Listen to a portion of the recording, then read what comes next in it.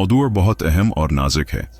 असबी या गुस्से वाली बीवी के साथ शोहर का रवैया, इज़्दवाजी जिंदगी में मोहब्बत कैसे कायम रखी जाए, इस पर इस्लामी, नफ्सियाती और अखलाकी पहलुओं से रोशनी डाली जा सकती है ताकि मियाँ बीवी का रिश्ता मजबूत, पुरामन और मोहब्बत भरा रहे। असबी या गुस्से वाली बीवी से शोहर का रवैया।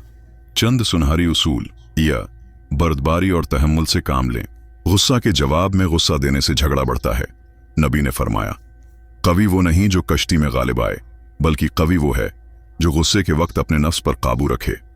बुखारी और मुस्लिम। 2. बीवी की जज्बाती कैफियत को समझें। बाज़ औकात औरत की चढ़चढ़ाहट की वजह थिकन, हार्मोनी तब्दीलियां, मेंस्ट्रुअल साइकिल, दबाव या बेचैनी हो सकती है।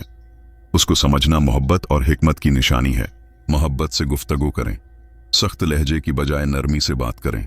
बीवी को यह एहसास दें कि वो सुनी जा रही है और उसका जज्बाती बोझ बांटा जा रहा है।